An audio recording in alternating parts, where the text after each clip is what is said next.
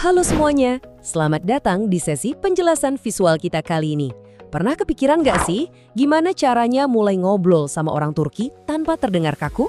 Nah, hari ini kita bakal ngebahas tuntas satu pertanyaan paling krusial pas lagi kenalan, yaitu dari mana asalmu?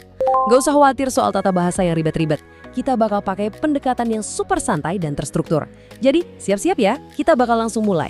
Oke, sebelum kita melangkah lebih jauh, coba deh ingat satu angka ini. 4. Yap, angka 4. Kenapa? Karena dalam bahasa Turki, angka ini melambangkan semacam aturan ajaib, yaitu aturan harmoni vokal 4 arah. Bahasa Turki itu bahasanya sangat fonetik, sangat berirama. Nah, si aturan 4 arah inilah yang bakal jadi kunci rahasia kita nanti untuk nyebutin asal negara dengan super lancar kayak penutur asli. Jadi, simpan baik-baik ya angka 4 ini di pikiran Anda. Biar lebih kebayang, ini dia rute perjalanan kita hari ini. Pertama, kita mulai dari Temel Tanisma Kelimeleri, lanjut ke pertanyaan dari Lisin, terus daftar Ulkelar, masuk ke sihirnya alias sihir Likurel, dan pastinya kita tutup dengan Günlük Tanisma Dialog. Sip, kita masuk ke bagian pertama, yaitu Temel Tanisma Kelimeleri alias kosakata perkenalan dasar. Nah, setiap obrolan yang asik kan pasti dimulai dari sapaan, ya kan? Kalau di Turki, meroba itu benar-benar senjata paling ampuh, paling aman, cukup formal, dan bisa dipakai kapan aja dan di mana aja. Jadi kalau Anda bingung mau ngomong apa, bilang meroba aja udah cukup banget. Terus, kita juga punya sapaan sesuai waktu nih. Ada Günaydin untuk selamat pagi. Nah, coba perhatiin 3 sapaan berikutnya deh.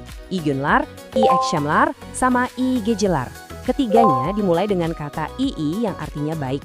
Jadi gampangnya, Anda itu secara harfiah lagi mendoakan hari yang baik, sore yang baik, dan malam yang baik buat lawan bicara. Logis banget kan? Lanjut ke bagian kedua, Nerelesini sorusunu sormat, alias gimana sih cara nanya dari mana asalmu? Habis menyapa, pastinya kita pengen lanjut ngobrol dong. Disinilah kata ini muncul. Nerelisin? Coba deh sebutin pelan-pelan bareng saya. Nerelisin.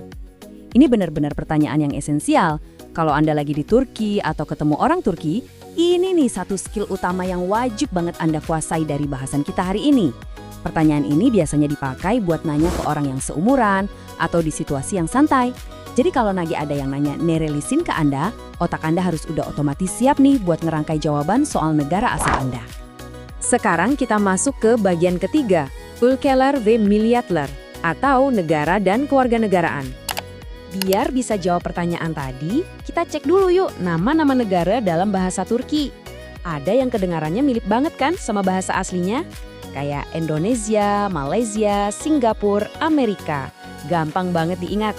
Tapi ada juga yang namanya beda sendiri. Kayak Chin untuk Cina atau Mesir untuk Mesir.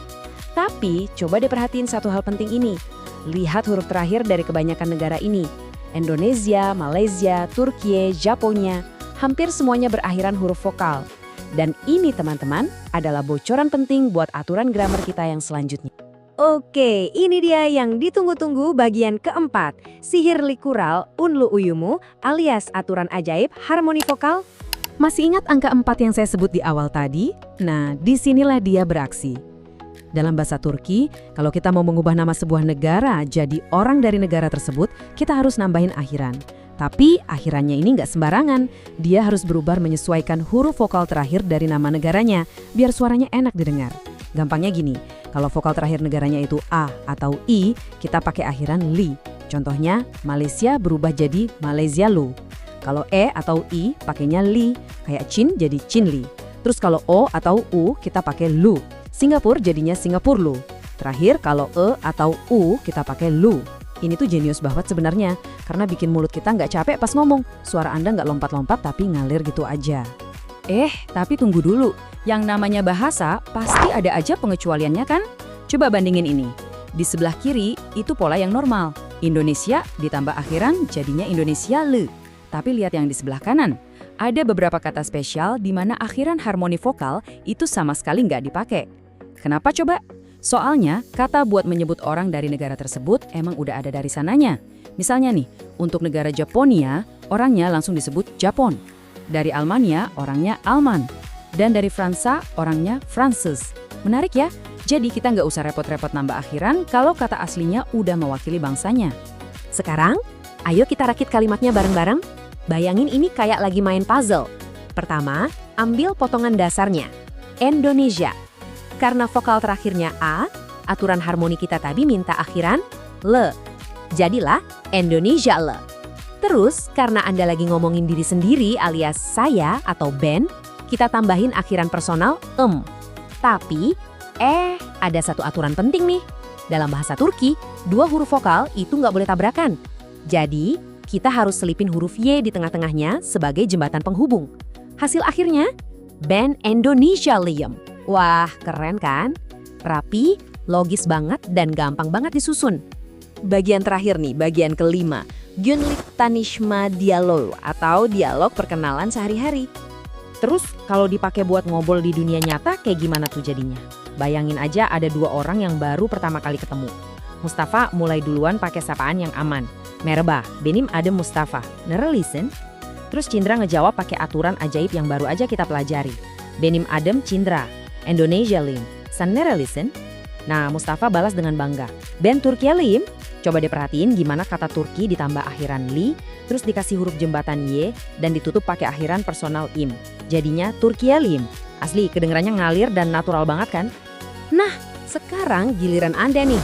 Setelah kita bahas sapaan dasar, ngebongkar rahasia harmoni vokal, sampai merakit kalimat secara utuh, saya mau tutup sesi penjelasan kita hari ini dengan satu pertanyaan buat Anda. Coba deh terapin aturan 4 arah tadi ke nama negara Anda sendiri, dan jawablah dengan percaya diri. Sena relisen? Saya harap panduan visual ini bikin langkah pertama Anda belajar bahasa Turki jadi jauh lebih gampang dan asik ya. Terus semangat berlatih, dan sampai ketemu lagi di penjelasan visual kita yang berikutnya.